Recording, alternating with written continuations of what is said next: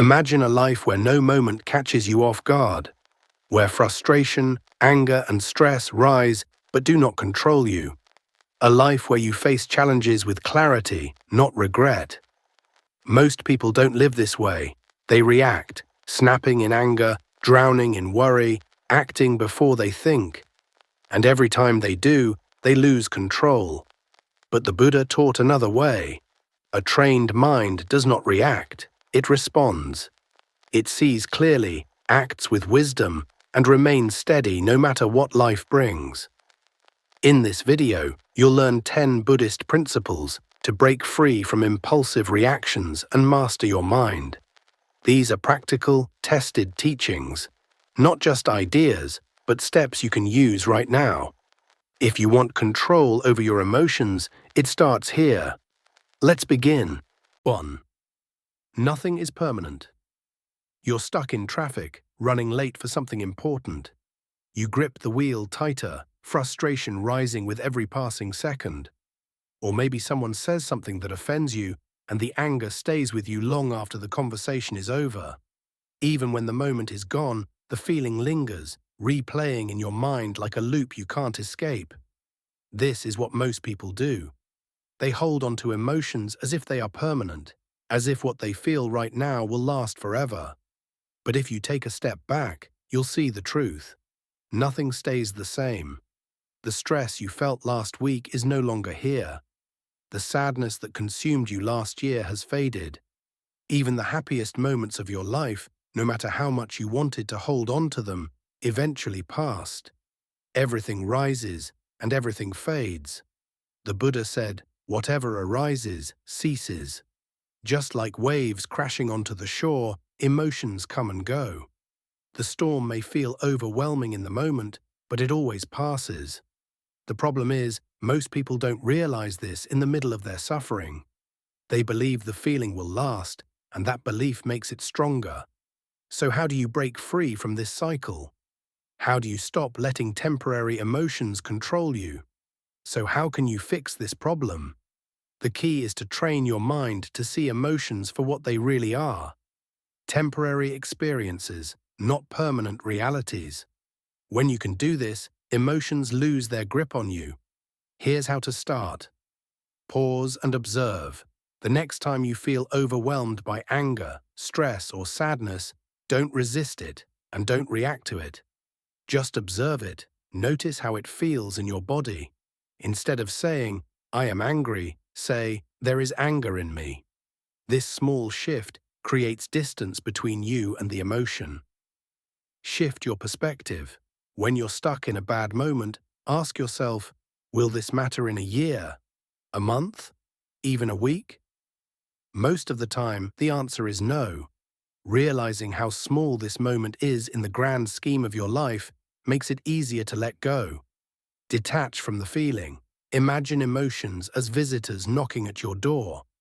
You can acknowledge them, but you don't have to invite them in and let them take over your home. Feel the emotion, but don't identify with it. Use the breath. Your breath is always present, no matter what is happening around you. When you feel overwhelmed, bring your attention to your breathing. Slow it down, inhale deeply, and exhale fully. The mind follows the breath, and a steady breath brings a steady mind.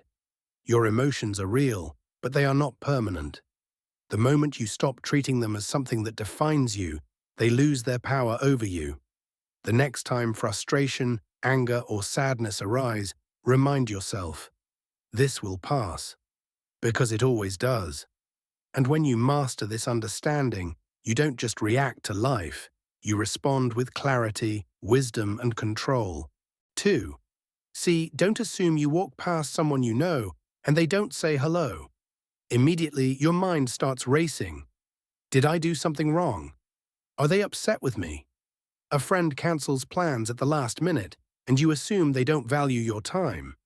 You send a message, see it's been read, but get no response. They must be ignoring me. This is how most people live, reacting not to reality, but to the stories they create in their own minds. And those stories, more often than not, are wrong. Think about it. How many times have you assumed the worst, only to later realize there was a perfectly normal explanation? The person who didn't say hello simply didn't see you. Your friend was dealing with their own stress. The unread message. Maybe they meant to reply but got distracted. Yet in the moment, we don't think this way. We assume, we react, and we suffer over things that might not even be real. Imagine someone hands you a pair of tinted glasses without telling you. You put them on and go about your day. Without realizing it, everything you see is being distorted. The sky looks darker than it really is. The colors are off.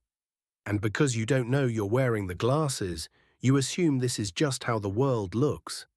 This is exactly how assumptions work. They color every interaction, every experience.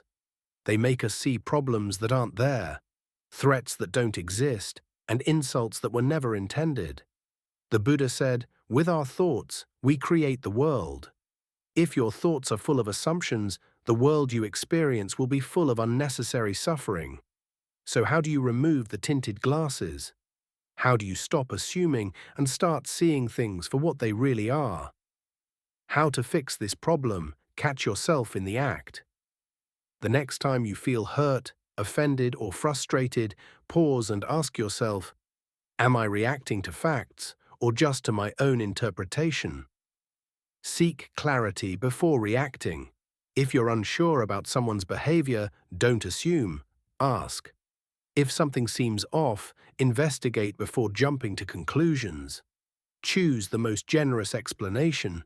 If a friend cancels plans, instead of assuming they don't care, consider that they might be exhausted or overwhelmed.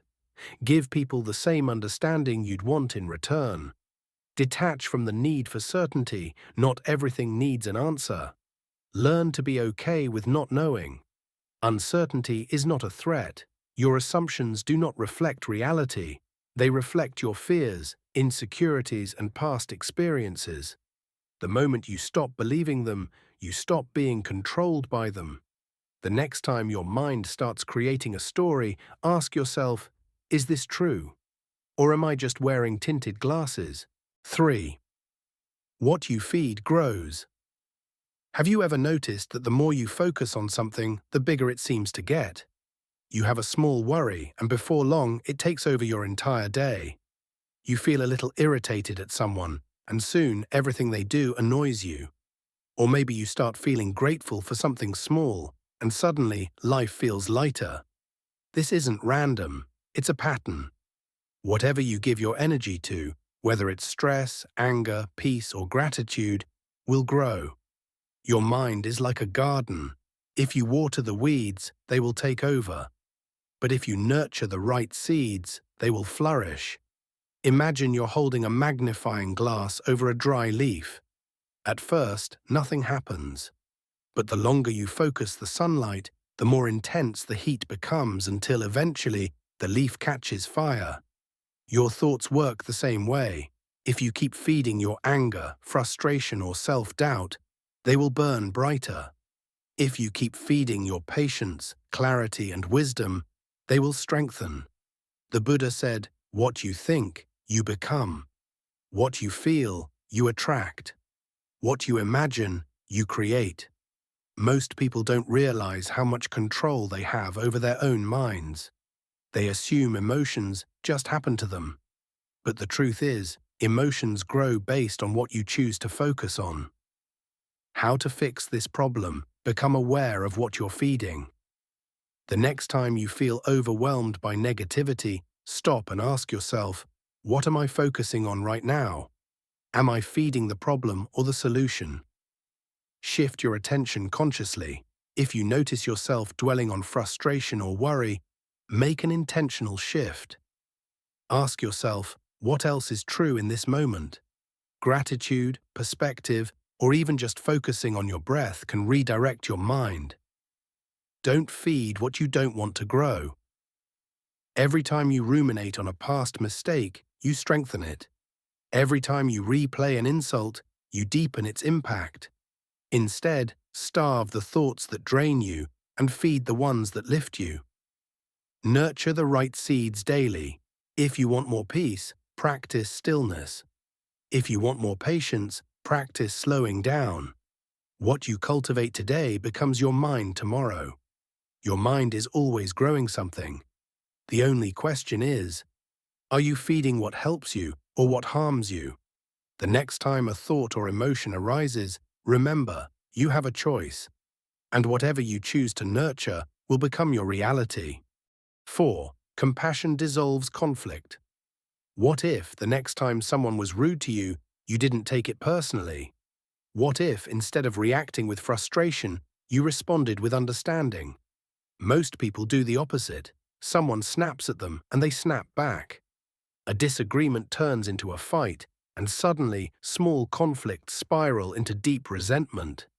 This is the cycle most people are trapped in, reacting to negativity with more negativity.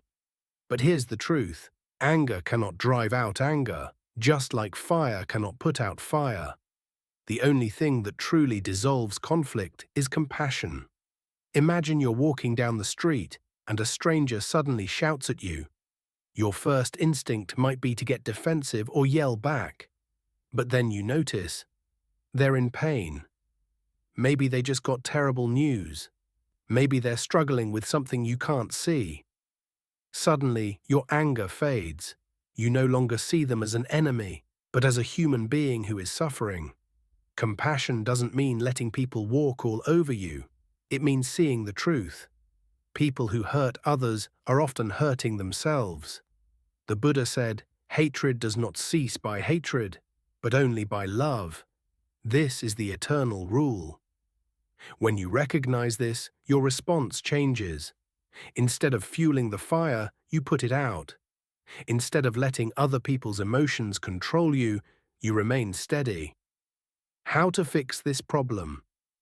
Pause before reacting. When someone is unkind, don't react immediately. Take a breath and remind yourself, this is about them, not me. Look deeper. Ask yourself, what might this person be going through? What pain could be behind their words?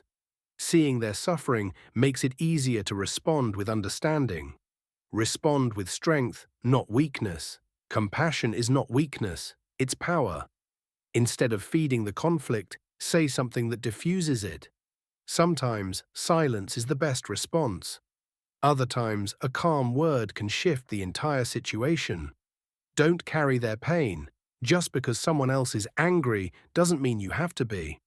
Let their emotions stay with them. Keep your peace. Most conflicts aren't about you. They're about what the other person is carrying. When you stop taking everything personally and respond with compassion instead of anger, you break the cycle. The next time someone tests your patience, ask yourself, do I want to add to the fire, or do I want to be the one who puts it out? 5. Detach from outcomes. Reactivity comes from attachment. Ever notice how the more you need something to go a certain way, the more stress and anxiety you feel? You prepare for an interview, and suddenly the fear of rejection takes over. You send a risky text and sit there, overanalyzing every second without a response. You put in effort at work, but can't stop worrying about whether it will be recognized. This is where most people get stuck, gripping too tightly to results they can't control. The more attached you are to a specific outcome, the more emotional you become when things don't go your way. And the worst part, the stress doesn't improve the situation, it only makes you suffer. Imagine throwing a ball into the air. The moment you release it, gravity takes over. You don't sit there worrying about whether it will fall, you know it will. Your job was simply to throw it. Now imagine approaching life this way. You put in the effort, but instead of obsessing over what happens next, you trust and let go. The Buddha taught, you only lose what you cling to. The tighter you hold on to expectations, the more painful it is when reality doesn't match them. How to fix this problem? Shift your focus to the process, not the outcome. Instead of obsessing over whether you'll succeed, focus on doing your best. Success is never guaranteed, but effort is always in your control. Ask yourself, can I control this? If the answer is no, let it go. Worrying about things outside your control only drains your energy. Practice non-attachment daily. Start small. Send a message without waiting anxiously for a response. Do a task without needing praise. Notice how freeing it feels. Trust that life unfolds as it should. Sometimes things won't go as planned, and that's okay. What seems like failure now might lead to something better later. Reactivity comes from attachment. The more you need a specific outcome, the more power it has over you. But when you detach, you gain freedom. You do your best, and then you let go. The next time you feel yourself clinging to a result, ask, am I throwing the ball, or am I trying to control gravity? 6. Silence is strength. Not everything needs a response. Ever noticed how the people who talk the most often say the least? It's because they believe that speaking gives them control. But it's actually the ones who know when to stay silent that hold the real power. Most people react out of habit. Someone disrespects them, and they fire back. Someone challenges them, and they rush to defend themselves. But it's this need to react that makes them easy to manipulate. Why? Because if your emotions can be triggered so easily, then anyone can control you. Picture this. You're in an argument. You're heated. You have the perfect comeback, and you need to say it. But what happens if you don't? What happens if you just pause, let the moment breathe, and say nothing? It's in that silence that the power shifts. It's because people expect a reaction that silence throws them off balance. It makes them second-guess themselves. It forces them to sit with their own words without your emotions clouding the moment. The Buddha said, anger will never disappear so long as thoughts of resentment are cherished in the mind. It's why arguing out of emotion never brings peace. It only feeds the cycle. How to fix this problem? Pause before you react. It's because people react instantly that they regret their words later. Take a moment. Let silence be your first response, not words.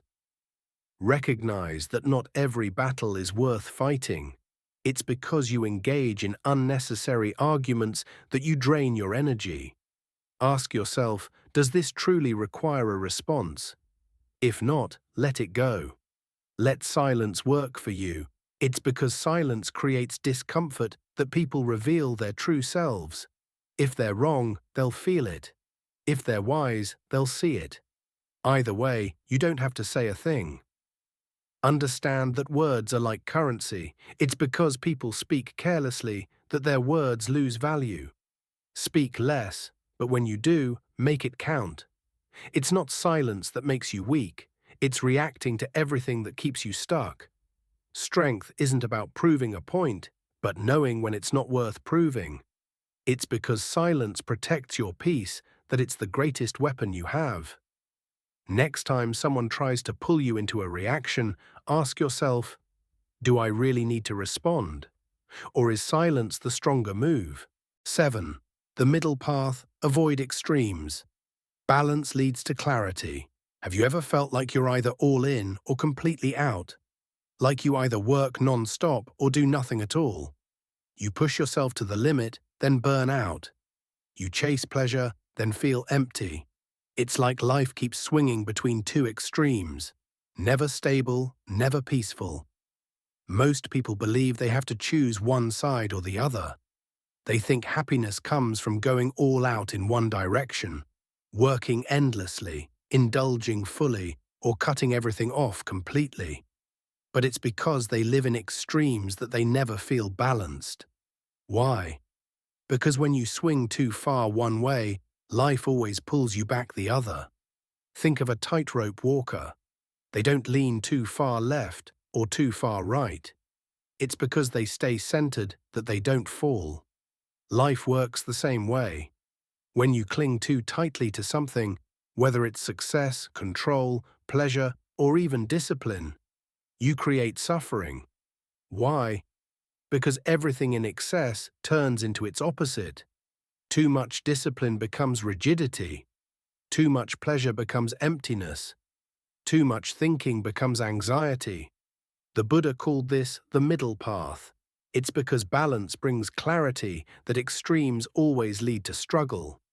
A mind that's pulled in two directions is never at peace. But a mind that walks the middle path, that's where real freedom begins. The Buddha said, just as a lute string gives the right sound when it is neither too loose nor too tight, so a balanced life leads to wisdom. It's not about deprivation, and it's not about indulgence. It's about knowing when enough is enough. How to fix this problem? Notice where you swing to extremes. It's because you don't realize your patterns that you keep repeating them. Where do you go all in only to crash later? Look for the cycle. Practice moderation. It's because people believe more is better that they never find peace. More discipline, more pleasure, more success. But what if less gave you more? Use the lute string test. When making a decision, ask yourself, am I holding on too tight? Or am I being too loose? The right path is always in the middle. Let go of the all-or-nothing mindset. It's because people believe they have to be perfect or give up that they stay stuck. Progress happens in the middle, not in extremes. Learn to step back and observe. The middle path isn't about doing more, but seeing more clearly. When you stop swinging between extremes, you'll finally be able to see things for what they really are. It's not balance that's boring, it's extremes that keep you trapped. The more you chase one side, the more life pulls you back to the other. It's because peace comes from the center that the middle path leads to real clarity. So the next time you find yourself going all in on something, ask, am I about to swing too far? Or is there a steadier way forward? 8. Your mind creates your world. Train the mind and your world transforms. Have you ever wondered why some people seem to have it all together? They face challenges, yet they stay calm. They attract opportunities, and things just seem to flow in their favor. While you're stuck in the same place, struggling with your thoughts, your fears, your doubts. Sound familiar? It's because your mind is constantly creating your reality. Whether you realize it or not, your beliefs, thoughts, and internal dialogue shape how you experience the world. But here's the kicker. Most people don't train their minds. They let their minds control them. That's why they stay stuck in patterns of fear, negativity, and limitation. Think about your daily routine. From the moment you wake up, what's running through your mind? Fear of the day ahead, worries about the future, negative self-talk. It's this cluttered mind that creates your external chaos. Your mind doesn't just think about your reality, it literally creates it. If you approach life with a fearful, limited mindset, that's exactly what you'll see in your world. You'll attract situations that mirror those thoughts. But if you train your mind to think differently, to focus on possibility, abundance, and growth, your world will shift to match that energy. The Buddha said, what you think, you become. That's why the key to changing your life isn't what you do, it's how you think. When you change your mindset, you change the lens through which you see everything. And suddenly, opportunities open up, relationships improve, and life becomes more fulfilling. How to fix this problem? Become aware of your thoughts. It's because most people don't pay attention to their thoughts that they get stuck in negative patterns. Start noticing when your mind drifts to fear or doubt. That's the first step to transforming it. Start reframing your mindset. It's because people hold on to old beliefs that they keep creating the same results. What if you replaced those limiting thoughts with empowering ones? What if you saw every setback as a learning experience instead of a failure? Practice daily mind training.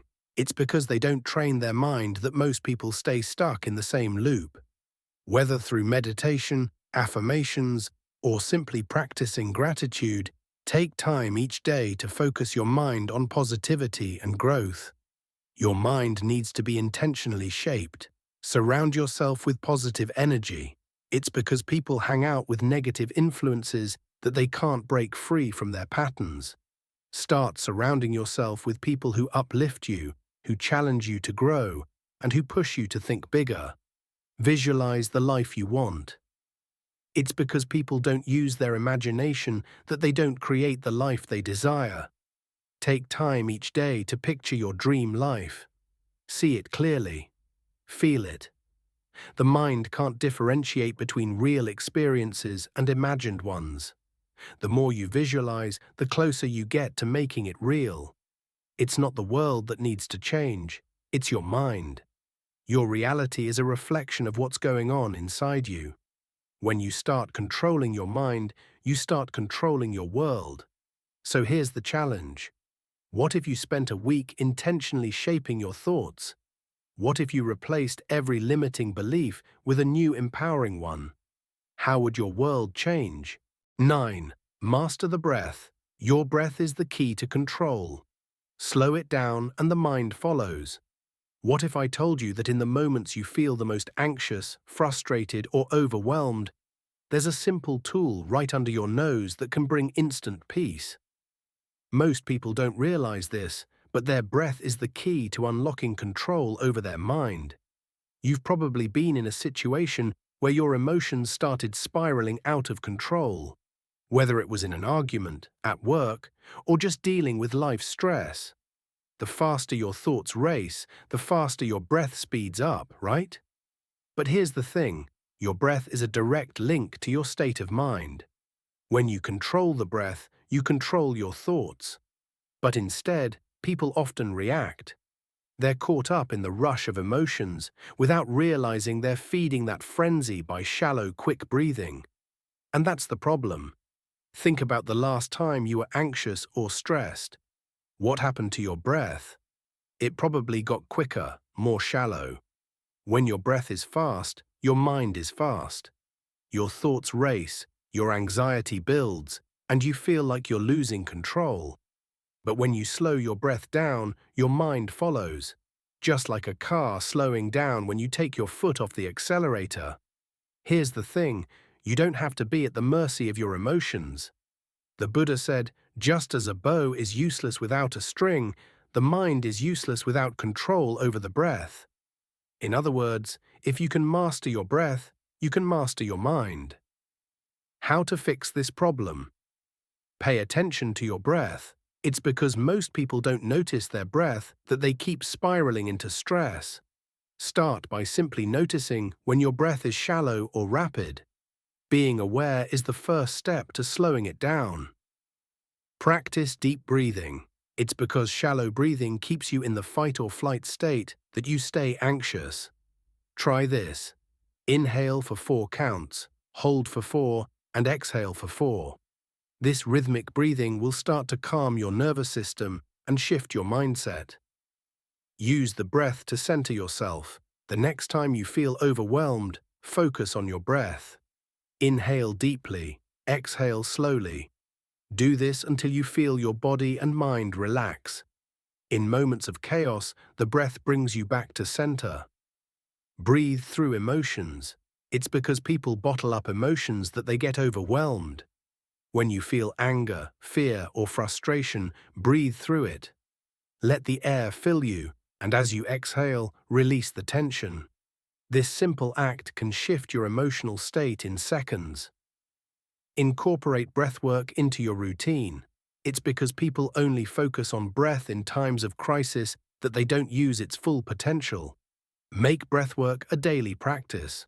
Whether it's a few minutes in the morning or a break during the day, regular deep breathing strengthens your control over both your mind and body. Your mind doesn't control you. You control your mind through your breath. By mastering your breath, you can take control of your emotions, your thoughts, and ultimately your life. So here's the question.